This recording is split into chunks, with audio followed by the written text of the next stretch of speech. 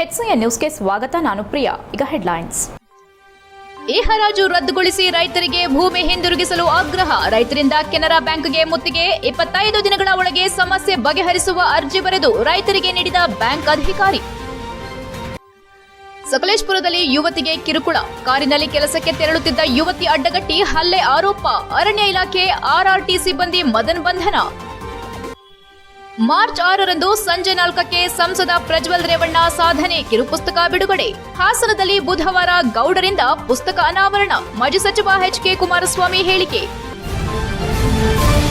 ರೈತರ ಜಮೀನುಗಳನ್ನು ಟೆಂಡರ್ ಮೂಲಕ ರೈತರಿಗೆ ಗೊತ್ತಾಗದಂತೆ 10 ಲಕ್ಷ ಸಾಲಕ್ಕೆ 65 ಲಕ್ಷ ಬೆಲೆಗೆ ಹರಾಜು ಮಾಡಲಾಗಿದ್ದು ಖಂಡಿಸಿ ರಾಜ್ಯ ರೈತ ಸಂಘದಿಂದ ನಗರದ ಕೆನರಾ ಬ್ಯಾಂಕ್ಗೆ ಮುತ್ತಿಗೆ ಹಾಕಿದ್ದಲ್ಲದೆ ಅಧಿಕಾರಿಗಳಿಗೆ ದಿಗ್ಬಂಧನ ಹಾಕಿದ ವೇಳೆ ಬ್ಯಾಂಕ್ ಮುಖ್ಯ ಅಧಿಕಾರಿಯೇ ಅರ್ಜಿ ಬರೆದು 25 ದಿನಗಳ ಒಳಗೆ ರೈತರ ಸಾಲದ ಸಮಸ್ಯೆ ಬಗೆಹರಿಸುವುದಾಗಿ ರೈತ ಸಂಘಕ್ಕೆ ಮನವಿ ನೀಡಿದ ಪ್ರಸಂಗ ನಡೆಯಿತು. ಕೆನರಾ ಬ್ಯಾಂಕಿನ ಮುಖ್ಯಸ್ಥ ಮಂಗಳೂರಿನಿಂದ ಇಲ್ಲಿಗೆ ಬಂದಿದ್ದು ಈತ ಶೌಚಾಲಯಕ್ಕೆ ಹೋಗುವುದಾಗಿ ಹೇಳಿದ್ರು ಬಿಡದೆ ರೈತರು ನ್ಯಾಯ ಕೊಡಿಸುವಂತೆ ಹಾಗೂ ರೈತರ ಸಮಸ್ಯೆಯನ್ನ ಬಗೆಹರಿಸಿಕೊಡಲು ಅಧಿಕಾರಿಯೇ ಲೆಟರ್ ಬರೆದುಕೊಡುವಂತೆ ಪಟ್ಟು ಹಿಡಿದರು. ಇಷ್ಟಕ್ಕೆ ಸುಮ್ಮನಾಗದ ರೈತರು ಆತನನ್ನ ಕಟ್ಟಿಹಾಕಲು ಹಗ್ಗ ತರಲು ಸೂಚಿಸಿದ್ರು. ನಂತರ ಅಧಿಕಾರಿಯೇ ಒಂದು ಅರ್ಜಿ ಬರೆದು ರೈತರಿಗೆ ನೀಡಿದ್ರು. ಅರ್ಜಿಯಲ್ಲಿ ಬರೆದಂತೆ ಹರಾಜು ಕೂಗಿರುವುದನ್ನ ಇನ್ನು 25 ದಿನಗಳ ಒಳಗೆ ಬಗೆಹರಿಸಿಕೊಡಲಾಗುವುದು. ರೈತರ ಸಾಲದ ಬಡ್ಡಿ ಹಾಗೂ ಕಟ್ಟಿರುವ ಅಸಲು ಹಣದಲ್ಲೂ ಕೂಡ ಬಿಟ್ಟು ಕಟ್ಟಿಸಿಕೊಳ್ಳಲಾಗುವುದು. ಈ ಬಗ್ಗೆ ಮಂಗಳೂರಿನಲ್ಲಿ ಸಭೆ ಸೇರಿ ತೀರ್ಮಾನಿಸಲಾಗುವುದೆಂದು ಭರವಸೆ ನೀಡಿದ್ರು. ತುಂಬಾ ಸಮಯ ಕೆನರಾ ಬ್ಯಾಂಕಿನಲ್ಲಿ ರೈತರು ಕುಳಿತು ನಂತರ ಅಧಿಕಾರಿಗಳು ಅರ್ಜಿ ಕೊಟ್ಟ ನಂತರ ವಾಪಸ್ ಹೋಗಿದ್ದಾರೆ. ರಾಜ್ಯ ರೈತ ಸಂಘದ ಉಪಾಧ್ಯಕ್ಷ ಕಣಗಾಲ್ ಮೂರ್ತಿ ಮಾಧ್ಯಮದೊಂದಿಗೆ ಮಾತನಾಡಿ, ಮಗ್ಗೆ ರಾಯರಕೊಪ್ಪಲಿನ ಶಿವಕುಮಾರ್ ಎಂಬುವವರ 7.5 ಎಕರೆ ಜಮೀನನ್ನ 12 ವರ್ಷಗಳ ಹಿಂದೆ ಅಡ ಇಟ್ಟು 10 ಲಕ್ಷ ಪಡೆದಿದ್ರು. ಆದ್ರೆ ಈಗ ಹರಾಜು ಹಾಕಿದ್ದು ಈಗಾಗಲೇ ಅವರ ಅಕ್ಕ ತಂಗಿಯರು ಜಮೀನು ಎಲ್ಲ ನ್ಯಾಯಾಲಯದಲ್ಲಿ ಕೇಸು ನಡೆಯುತ್ತಿದ್ದು ಬ್ಯಾಂಕಿನಿಂದ ಸಾಲ ಪಡೆದಿದ್ದು 10 ಲಕ್ಷ ಆದ್ರೆ ಜಮೀನಿನ ಹರಾಜು ಹಾಕಿರುವುದು 65 ಲಕ್ಷಕ್ಕೆ. ಈ ಬಗ್ಗೆ ಸ್ಟೇಟ್ಮೆಂಟ್ ಕೇಳಿದ್ರೆ ಹರಾಜು ಆಗಿದೆ ಹೋಗಿ ಎಂದು ಉತ್ತರಿಸಿ ಹೊರಗಡೆ ನೂಕುತ್ತಾರೆ ಎಂದರು.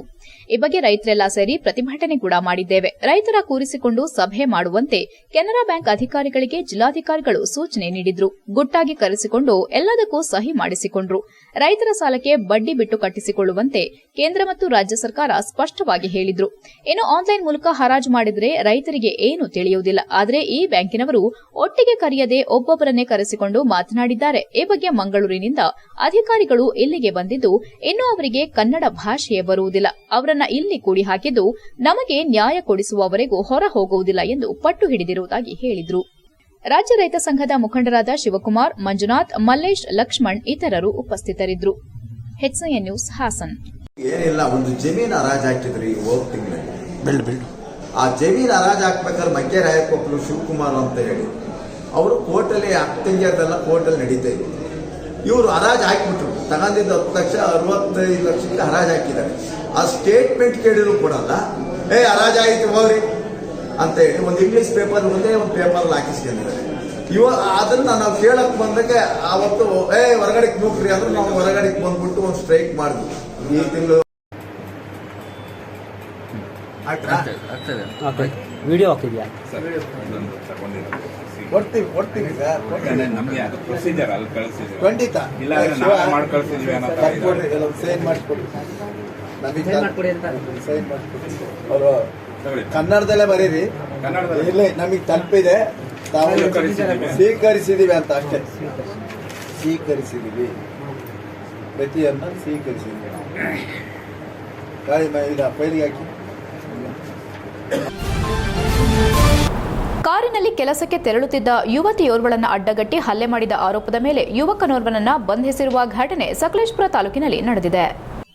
ಸಕಲೇಶಪುರ ತಾಲೂಕಿನ ಹಾನಬಾಳ್ ಹೋಬಳಿ ಅಗ್ನಿ ಗ್ರಾಮದ ಬೆಂಗಳೂರು ಮೂಲದ ವೀಣಾ ಎಂಬುವವರ ಮನೆಗೆ ಮದನ್ ತಾಯಿ ಕೆಲಸಕ್ಕೆ ಹೋಗುತ್ತಿದ್ದು ವೀಣಾ ಅವರ ಮೊಬೈಲ್ ನಂಬರ್ ಅನ್ನ ಪಡೆದು ಮದನ್ ಮೆಸೇಜ್ ಮಾಡುತ್ತಿದ್ದ. ಈ ಹಿನ್ನೆಲೆಯಲ್ಲಿ ಮದನ್ಗೆ ವಾರ್ನ್ ಮಾಡಿದ ವೀಣಾ ಮೊಬೈಲ್ ನಂಬರ್ ಬ್ಲಾಕ್ ಮಾಡಿದ್ರು. ಕೆಲವು ದಿನಗಳ ನಂತರ ವೀಣಾರವರ ಪುತ್ರಿಯ ನಂಬರ್ ಹುಡುಕಿ ಅವರ ಪುತ್ರಿ ವರ್ಷಿಣಿಗೆ ಫೋನ್ ಮಾಡಿ ಮಿಸ್ಡ್ ಕಾಲ್ ಬಂದಿದೆ ಎಂದು ಹೇಳಿದ್ದ.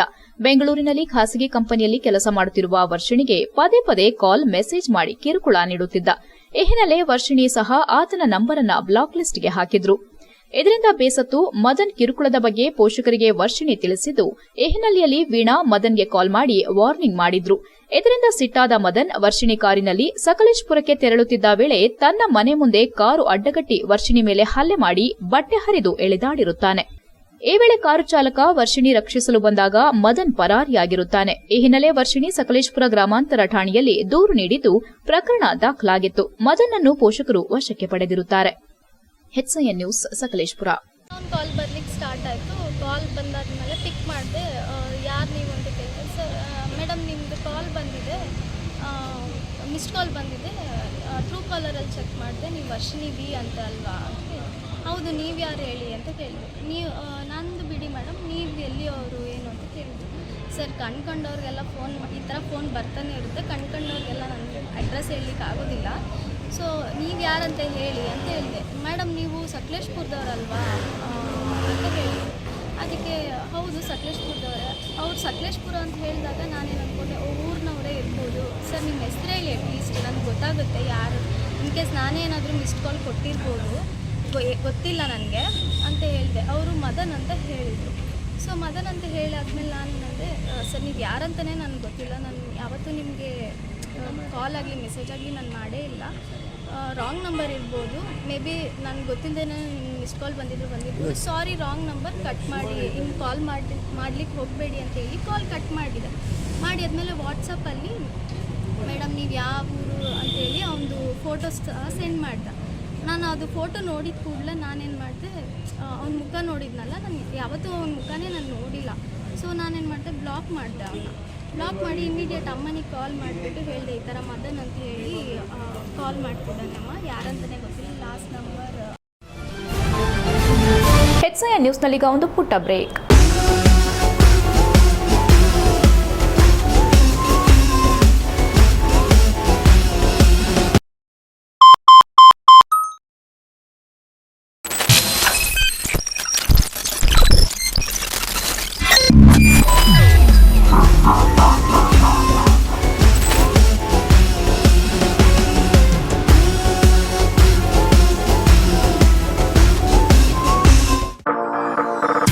ಓ ರಮೇಶ, ಹಾಯ್ ಸುರೇಶ, ನೀನೇನೋ ಇಲ್ಲಿ?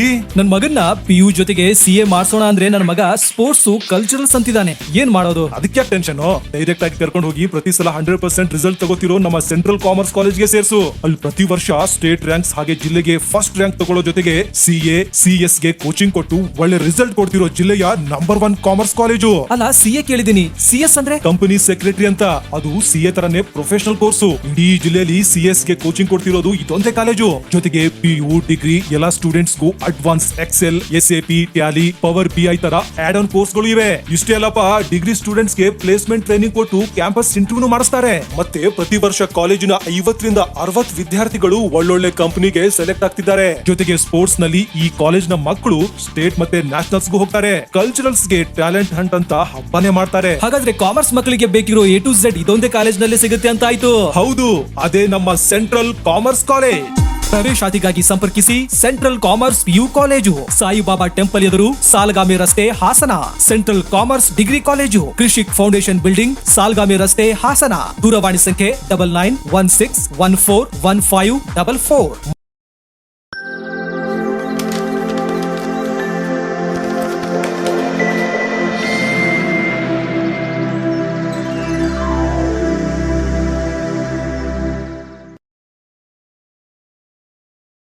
ಬ್ರೇಕ್ನ ನಂತರ HCN ನ್ಯೂಸ್ಗೆ ಸ್ವಾಗತ. ಹಾಸನ ಲೋಕಸಭೆ ಸದಸ್ಯ ಪ್ರಜ್ವಲ್ ರೇವಣ್ಣ ತಮ್ಮ 5 ವರ್ಷದ ಅವಧಿಯಲ್ಲಿ ಮಾಡಿರುವ ಸಾಧನೆಗಳ ಕುರಿತು ಸಾಧನ ಎಂಬ ಕಿರು ಪುಸ್ತಕವನ್ನು ಮಾರ್ಚ್ 6ರ ಬುಧವಾರದಂದು ಮಾಜಿ ಪ್ರಧಾನಿ HD ದೇವೇಗೌಡರು ಬಿಡುಗಡೆ ಮಾಡುವರು ಎಂದು ಮಾಜಿ ಸಚಿವ HK ಕುಮಾರಸ್ವಾಮಿ ತಿಳಿಸಿದರು. ಹಾಸನದಲ್ಲಿ ಮಾತನಾಡಿದ ಅವರು, ಹಾಸನ ನಗರದ BM ರಸ್ತೆ ಬಳಿ ಇರುವ ಜ್ಞಾನಾಕ್ಷಿ ಕಲ್ಯಾಣ ಮಂಟಪದಲ್ಲಿ ಸಂಜೆ 4 ಗಂಟೆಗೆ ನಡೆಯುವ ಕಾರ್ಯಕ್ರಮದಲ್ಲಿ ಸಾಧನಾ ಪುಸ್ತಕ ಅನಾವರಣವನ್ನ HD ದೇವೇಗೌಡರು ನಡೆಸಿಕೊಡಲಿದ್ದಾರೆ. ಪ್ರಜ್ವಲ್ ಅವರು ಕೇಂದ್ರದಿಂದ ರೈಲ್ವೆ ಹಾಗೂ ಹೆದ್ದಾರಿ ಮೇಲ್ಸೇತುವೆ ಹಾಗೂ ಹೊಸ ಹೆದ್ದಾರಿ ಕಾಮಗಾರಿಗಳಿಗೆ ಅನುದಾನ ತರುವುದರ ಜೊತೆಗೆ ಜಿಲ್ಲೆಗೆ ಏನೆಲ್ಲ ಮಾಡಿದ್ದಾರೆ ಎಂಬುದು ಪುಸ್ತಕದಲ್ಲಿ ಇರಲಿದೆ ಎಂದರು. ಉತ್ತಮ ಕೆಲಸ ಮಾಡಿರುವ ಅವರನ್ನೇ ಜಿಲ್ಲೆಯ ಜನರು ಮತ್ತೊಮ್ಮೆ ಆಯ್ಕೆ ಮಾಡಲಿದ್ದಾರೆ ಎಂದು ವಿಶ್ವಾಸ ವ್ಯಕ್ತಪಡಿಸಿದರು. ಲೋಕಸಭೆ ಚುನಾವಣೆಗೆ ಬಿಜೆಪಿ ಜೆಡಿಎಸ್ ಹೊಂದಾಣಿಕೆ ತೀರ್ಮಾನವಾಗಿದೆ. 2 ಪಕ್ಷಗಳ ನಾಯಕರು ಈಗಾಗಲೇ ಒಪ್ಪಿಯಾಗಿದೆ. ನಮಗೆ ಎಷ್ಟು ಸೀಟು ಹಂಚಿಕೆ ಎಂಬುದಷ್ಟೇ ಬಾಕಿ ಉಳಿದಿದೆ ಎಂದ ಅವರು, ವಿಧಾನಸಭೆ ಚುನಾವಣೆಯಲ್ಲೂ ಮೈತ್ರಿ ಮುಂದುವರಿಕೆ ಬಗ್ಗೆ ಲೋಕಸಭಾ ಚುನಾವಣೆ ಫಲಿತಾಂಶ ಆಧರಿಸಿ ನಿರ್ಧಾರ ಆಗಲಿದೆ ಎಂದು ಪ್ರಶ್ನೆಗೆ ಉತ್ತರಿಸಿದರು. ಲೋಕಸಭೆ ಚುನಾವಣೆಗೆ ನಾನು ಮಾಜಿ ಸಚಿವ HD ರೇವಣ್ಣ ಹಾಗೂ ಮಾಜಿ ಶಾಸಕ ಕೆಎಸ್ ಲಿಂಗೇಶ್ ಅವರು ಉಸ್ತುವಾರಿ ಆಗಿದ್ದೇವೆ. ಶೀಘ್ರವೇ ಪಕ್ಷದ ವಿವಿಧ ಘಟಕಗಳನ್ನು ಪುನರ್ರಚಿಸಿ ಸಂಘಟನೆ ಮಾಡುವ ಮೂಲಕ ಲೋಕಸಭೆ ಚುನಾವಣೆ ಎದುರಿಸಲಾಗುವುದು ಎಂದರು. ಇತ್ತೀಚೆಗೆ ಹಾಸನದಲ್ಲಿ ನಡೆದ ಕಾರ್ಯಕ್ರಮದಲ್ಲಿ ಸಿದ್ದರಾಮಯ್ಯ ಅವರು 1344 ಕೋಟಿ ರೂಪಾಯಿ ವೆಚ್ಚದ ವಿವಿಧ ಕಾಮಗಾರಿಗಳಿಗೆ ಶಂಕುಸ್ಥಾಪನೆ ಹಾಗೂ ಉದ್ಘಾಟನೆ ನೆರವೇರಿಸಿ ಹೋಗಿರುವುದು ಸ್ವಾಗತಾರ್ಹ. ಆದರೆ ಯಾವ ಇಲಾಖೆಯ ಕಾಮಗಾರಿ ಇದರಲ್ಲಿ ಸೇರಿದೆ, ಅಂದಾಜು ವೆಚ್ಚ ಎಷ್ಟು, ಯೋಜನೆ ಯಾವುದು ಎಂಬುದನ್ನು ಜಿಲ್ಲಾಡಳಿತ ಸಾರ್ವಜನಿಕರಿಗೆ ಮಾಹಿತಿ ನೀಡಬೇಕೆಂದು ಒತ್ತಾಯಿಸಿದರು. ಆಲೂರಿನಲ್ಲಿ ಮಿನಿ ವಿಧಾನಸೌಧ ಕಾಮಗಾರಿ ಮುಗಿದೇ ಇಲ್ಲ, ಆದರೂ ಉದ್ಘಾಟಿಸಲಾಗಿದೆ. ಸಮಾವೇಶದಲ್ಲಿ 700 ಬಸ್ಗಳಲ್ಲಿ ಜನರನ್ನ ಕರೆತರಲಾಗಿತ್ತು. ಎಷ್ಟೋ ಕಾಮಗಾರಿ ಅರೆಬರೆಯಾಗಿದ್ರೂ ಉದ್ಘಾಟನೆ ಮಾಡಿರುವುದರ ಹಿಂದೆ ಲೋಕಸಭೆ ಚುನಾವಣೆ ಉದ್ದೇಶ ಅಡಗಿದೆ ಎಂದು ಗಂಭೀರವಾಗಿ ಆರೋಪಿಸಿದ್ರು. ಕುಡಿಯುವ ನೀರಿಗೆ ಹಣ ನೀಡಿದ್ದೇವೆ ಅಂತಾರೆ, ಹಣ ಎಲ್ಲಿದೆ? ಹೊಸ ಕೊಳವೆ ಬಾವಿ ಕೊರೆಯುವ ಹಾಗಿಲ್ಲ. ಯುವ ನಿಧಿಯಡಿ ನಿರುದ್ಯೋಗ ಭತ್ಯತೆಯನ್ನ ಎಲ್ಲರಿಗೂ ನೀಡಬೇಕು. ಇಲ್ಲವಾದ್ರೆ ಖಾಲಿ ಇರುವ 4.5 ಲಕ್ಷ ಹುದ್ದೆ ಭರ್ತಿ ಮಾಡಬೇಕೆಂದು ಆಗ್ರಹಿಸಿದ್ರು. ತಾಲೂಕು ಅಧ್ಯಕ್ಷ ಎಸ್ ದ್ಯಾವೇಗೌಡ, ಜಿಲ್ಲಾ ಜೆಡಿಎಸ್ ವಕ್ತಾರ ಹೊಂಗೆರೆ ರಘು, ನಗರಸಭೆ ಮಾಜಿ ಅಧ್ಯಕ್ಷ ಸೈಯದ್ ಅಕ್ಬರ್, ಗಿರೀಶ್ ಹಾಗೂ ಇತರರು ಉಪಸ್ಥಿತರಿದ್ದರು. HCN news Hassan. ಮುಖ್ಯಮಂತ್ರಿಗಳು 1ನೇ ತಾರೀಕು ನಮ್ಮ ಜಿಲ್ಲೆಗೆ ಬಂದೋಗಿದ್ದಾರೆ. ಬಂದಂಥ ಕಾಲದಲ್ಲಿ ಸುಮಾರು 1344 ಕೋಟಿ ರೂಪಾಯಿಗಳ ಅಂದಾಜು ವೆಚ್ಚದ ಶಂಕುಸ್ಥಾಪನೆ ಮತ್ತು ಉದ್ಘಾಟನೆ ಎರಡೂ ಕೂಡ ಮಾಡಿದ್ದಾರೆ. ನಾವು ಅದನ್ನು ಸ್ವಾಗತ ಮಾಡ್ತೇವೆ. ಆದರೆ ಯಾವ ಇಲಾಖೆಗಳ ಕಾಮಗಾರಿಗಳನ್ನು ಉದ್ಘಾಟನೆ ಮಾಡಿದ್ದಾರೆ, ಯಾವ ಇಲಾಖೆಗಳ ಕಾಮಗಾರಿಗಳಿಗೆ ಶಂಕುಸ್ಥಾಪನೆ ಮಾಡಿದ್ದಾರೆ ಅಂತ ಅವ್ರು ಯಾವುದೂ ಕೂಡ ಡೀಟೇಲ್ ಕೊಟ್ಟಿಲ್ಲ. ಇದು ನಾನು ಅದಕ್ಕೆ ಜಿಲ್ಲಾ ಆಡಳಿತಕ್ಕೆ ಒತ್ತಾಯ ಮಾಡ್ತಾಯಿದ್ದೇನೆ. ಇದು ರಾಜಕೀಯ ಪಕ್ಷಗಳಿಗೆಲ್ಲ, ಸಾರ್ವಜನಿಕರಿಗೂ ಗೊತ್ತಾಗಬೇಕಲ್ಲ. ಇದು ಸಾರ್ವಜನಿಕರ ಕಾಮಗಾರಿಗಳು, ಎಲ್ಲ ಕ್ಷೇತ್ರಗಳಿಗೂ ಸಂಬಂಧಪಟ್ಟಿದ್ದು. ಅದಕ್ಕೆ ಜಿಲ್ಲಾಡಳಿತಕ್ಕೆ, ಮೊನ್ನೆ ಜಿಲ್ಲಾಧಿಕಾರಿಯವರಿಗೆ, CEO ಅವರಿಗೆ ನಾನು ಒತ್ತಾಯ ಮಾಡ್ತೇನೆ. ಮೊನ್ನೆ ಮುಖ್ಯಮಂತ್ರಿಗಳು ಮೊನ್ನೆ ಬಂದೋದಂಥ ಕಾರ್ಯಕ್ರಮಗಳು ಯಾವ್ಯಾವುದು ಕಾಮಗಾರಿಗಳು, ಯಾವ ಇಲಾಖೆದು, ಅಂದಾಜು ಎಷ್ಟು ಅನ್ನೋದನ್ನು ನಾನು ಕೇಳಬಯಸ್ತೇನೆ. ಅವರು ಅದನ್ನು ಸಾರ್ವಜನಿಕರ ಗಮನಕ್ಕೆ ತರಬೇಕೆಂಬತಕ್ಕಂಥದ್ದನ್ನು ನಾನು ಒತ್ತಾಯ ಮಾಡ್ತಾಯಿದ್ದೀನಿ. ಜೊತೆಗೆ ಜಿಲ್ಲೆಯ ವಿವಿಧೆಡೆ ದಲಿತರ ಮೇಲೆ ದೌರ್ಜನ್ಯ ನಡೆಯುತ್ತಿದ್ದರೂ ತಪ್ಪು ಮಾಡಿದವರ ವಿರುದ್ಧ ಕ್ರಮ ಜರುಗಿಸಲು ಜಿಲ್ಲಾಡಳಿತ ವಿಫಲವಾಗಿದೆ. ಈ ನಿರ್ಲಕ್ಷ್ಯ ಹೀಗೆಯೇ ಮುಂದುವರೆದರೆ ಹೋರಾಟಕ್ಕಿಳಿಯಬೇಕಾಗುತ್ತದೆ ಎಂದು ದಲಿತ ಸಂಘರ್ಷ ಸಮಿತಿ ಮುಖಂಡ HK ಸಂದೇಶ್ ಎಚ್ಚರಿಕೆ ನೀಡಿದರು. ಹಾಸನದಲ್ಲಿ ಮಾತನಾಡಿದ ಅವರು, ಒಂದಲ್ಲ ಒಂದು ಕಾರಣಕ್ಕೆ ದಲಿತರು ದುರ್ಬಲರ ಮೇಲೆ ದೌರ್ಜನ್ಯ, ದಬ್ಬಾಳಿಕೆ, ಅಪಮಾನ ನಡೆಯುತ್ತಲೇ ಇದೆ ಎಂದು ದೂರಿದರು. ಈ ಸಂಬಂಧ ನಾವು ಮತ್ತು ನಮ್ಮ ಮಿತ್ರರು ದೂರು ನೀಡಲು ಹೋದರೆ ಜಿಲ್ಲಾಧಿಕಾರಿ ಮತ್ತು ಪೊಲೀಸ್ ವರಿಷ್ಠಾಧಿಕಾರಿಗಳು ನಮ್ಮ ಸಮಸ್ಯೆ ಆಲಿಸುವುದಿಲ್ಲ, ಕೇಳುವುದಕ್ಕೂ ವ್ಯವಧಾನ, ಸೌಜನ್ಯ ತೋರಲಿಲ್ಲ ಎಂದು ಕಿಡಿಕಾರಿದರು.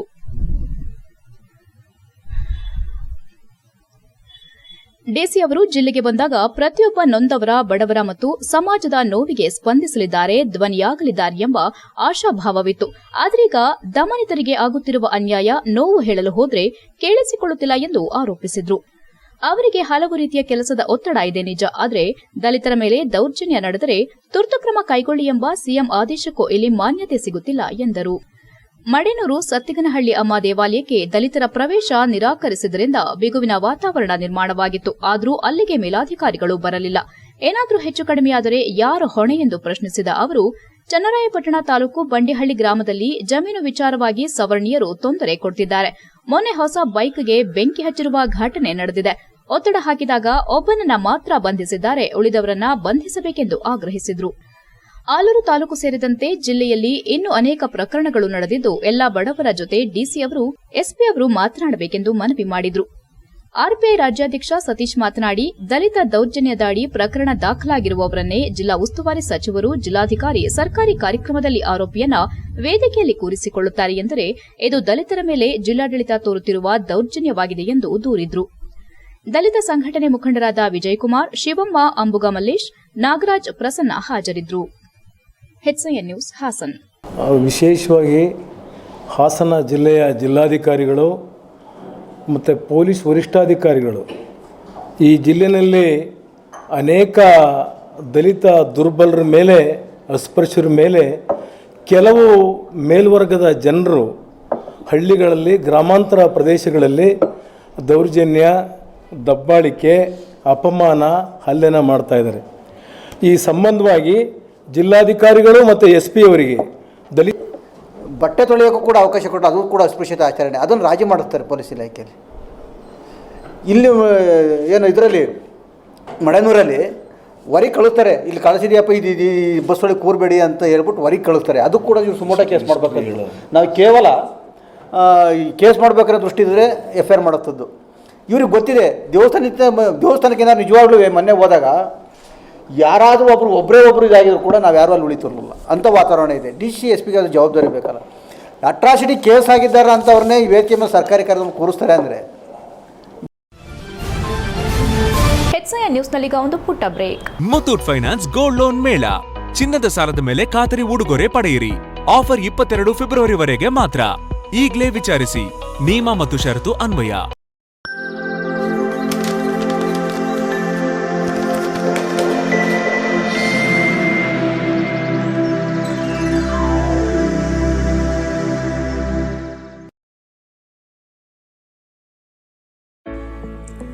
D home furniture and interior, ಹಾಸನದ ಅತಿ ದೊಡ್ಡ ಫರ್ನಿಚರ್ ಶೋರೂಮ್.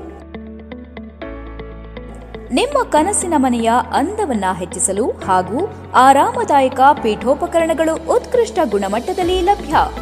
ವಿವಿಧ ವಿನ್ಯಾಸದ ಡೈನಿಂಗ್ ಟೇಬಲ್ಗಳು, ಮ್ಯಾಟ್ರೆಸ್ಗಳು, corner sofa, recliner sofa, wooden sofa, ಹಲವು ಮಾದರಿಯ ಕಾಟ್ಗಳು, ವಾರ್ಡ್ರೋಬ್ಗಳು, ಡ್ರೆಸ್ಸಿಂಗ್ ಟೇಬಲ್ಗಳು, ಇನ್ನು ಹಲವಾರು ವೆರೈಟಿಯ ಫರ್ನಿಚರ್ಗಳು ದೊರೆಯುತ್ತವೆ. ಭೇಟಿ ಕೊಡಿ D home furniture and interior, opposite district stadium, Salagame road, Hassan. Phone numbers 8156989111, 9562955026 ಮತ್ತು 9633152552.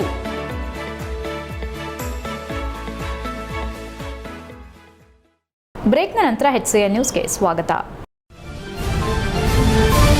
ವಕ್ಫ್ ಮಂಡಳಿಯ ಅತಿಕ್ರಮ ಮಾಡಲಾಗಿರುವ ಆಸ್ತಿಗಳು ಹಾಗೂ ಗುತ್ತಿಗೆ ನೀಡಿರುವ ಜಮೀನು ಮತ್ತು ವಾಣಿಜ್ಯ ಕಟ್ಟಡಗಳನ್ನು ವಶಕ್ಕೆ ಪಡೆಯಬೇಕೆಂದು ಜಿಲ್ಲಾ ವಕ್ಫ್ ಬೋರ್ಡ್ ಆಸ್ತಿ ಸಂರಕ್ಷಣಾ ಸಮಿತಿ ಅಧ್ಯಕ್ಷ ಸಮೀರ್ ಅಹಮದ್ ತಿಳಿಸಿದರು. ಹಾಸನದಲ್ಲಿ ಮಾತನಾಡಿದ ಅವರು, ಮುಸ್ಲಿಂ ಸಮುದಾಯದ ಮಕ್ಕಳ ಶಿಕ್ಷಣ, ವೃದ್ಧರ, ವಿಧವೆಯರ, ಬಡವರ ನೆರವಿಗಾಗಿ ಆಸ್ತಿಯನ್ನ ವಕ್ಫ್ ಬೋರ್ಡ್ ಮೂಲಕ ಅಭಿವೃದ್ಧಿಪಡಿಸಲಾಗಿತ್ತು. ಆದರೆ ಬಹಳಷ್ಟು ಆಸ್ತಿ ಅತಿಕ್ರಮಣವಾಗಿದ್ದು, ಬೋರ್ಡ್ನಿಂದ ಗುತ್ತಿಗೆಗೆ ಹಾಗೂ ಬಾಡಿಗೆಗೆ ನೀಡಲಾಗಿದ್ದ ಕಟ್ಟಡ ಆಸ್ತಿ, ಜಾಮೀನು ಅವಧಿ ಮುಗಿದರೂ ಸಹ ಬೋರ್ಡ್ಗೆ ವಾಪಸ್ ಪಡೆದಿರುವುದಿಲ್ಲ ಎಂದು ಆರೋಪಿಸಿದರು. ಉದಾಹರಣೆಗೆ ಹಾಸನದ ಹೊಸಲೈನ್ ರಸ್ತೆಯ ಹಳೆ ಈದ್ಗಾ ಮೈದಾನ ಮತ್ತು ಕಟ್ಟಡ ಜಾಗವನ್ನ ಬೆಂಗಳೂರಿನ ಶರೀಫ್ ಟ್ರಸ್ಟ್ಗೆ 1992ರಲ್ಲಿ 30 ವರ್ಷಗಳ ಗುತ್ತಿಗೆ ನೀಡಲಾಗಿದೆ. ಇದೀಗ ಗುತ್ತಿಗೆ ಅವಧಿ ಮುಗಿದಿದ್ದು, ಇದನ್ನ ಇಲ್ಲಿನ ವಕ್ಫ್ ಮಂಡಳಿ ಮರು ವಶಕ್ಕೆ ಪಡೆಯಬೇಕಿದೆ.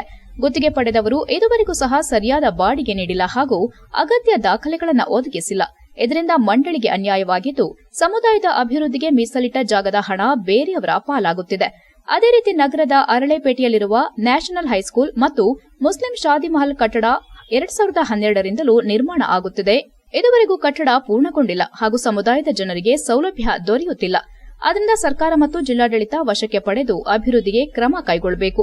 ಇಲ್ಲವಾದರೆ ಸಮಿತಿ ವತಿಯಿಂದ ಹೋರಾಟ ನಡೆಸಲಾಗುವುದೆಂದು ಎಚ್ಚರಿಸಿದರು.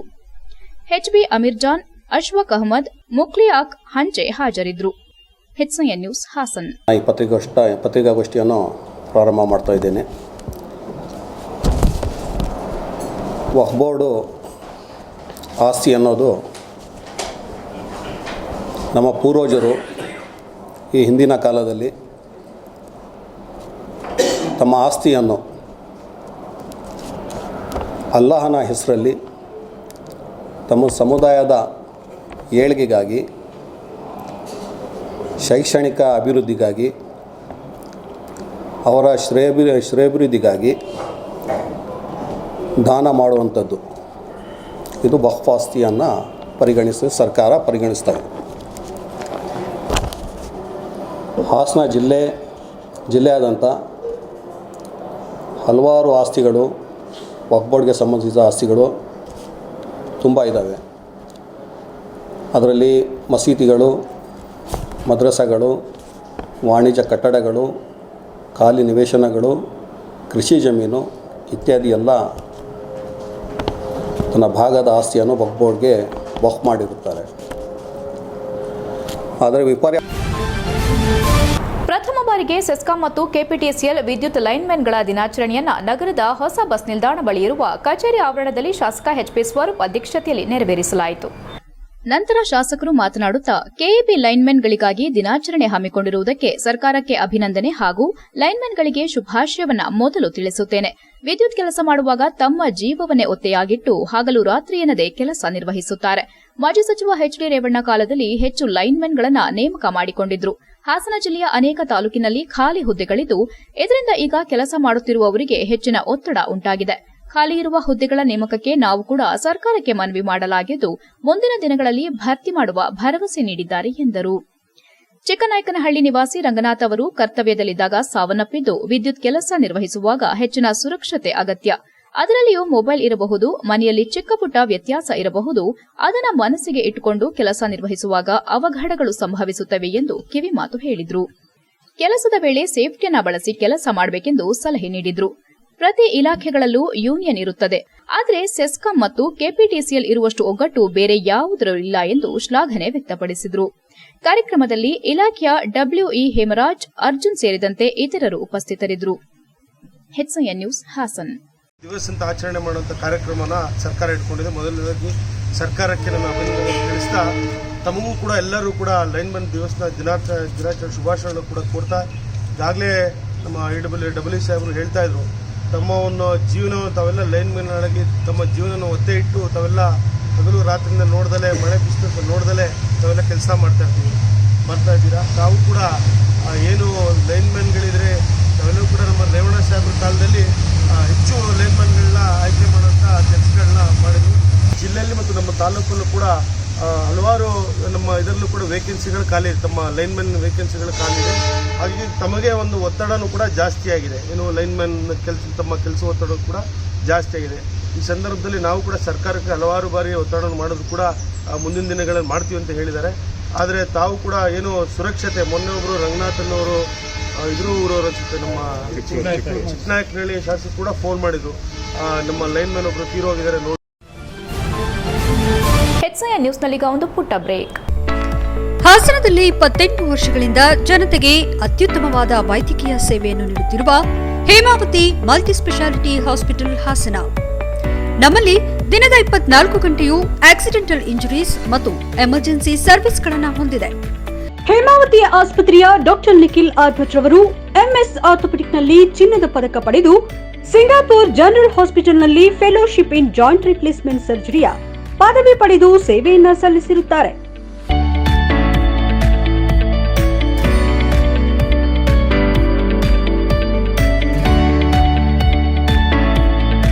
ನಮ್ಮಲ್ಲಿ ಆಂಬ್ಯುಲೆನ್ಸ್ ಸೇವೆಯೂ ಲಭ್ಯ. ಇನ್ನೇಕೆ ತಡ, ನೀವು ಯಾವುದೇ ಮೂಳೆ ಸಮಸ್ಯೆ ಹೊಂದಿದರೆ ಹಿಂದೆ ಭೇಟಿ ನೀಡಿ. ಹೇಮಾವತಿ ಮಲ್ಟಿ ಸ್ಪೆಷಾಲಿಟಿ ಹಾಸ್ಪಿಟಲ್, ಉತ್ತರ ಬಡಾವಣೆ, ಹಾಸನ. ಬ್ರೇಕ್ನ ನಂತರ HCN ನ್ಯೂಸ್ಗೆ ಸ್ವಾಗತ.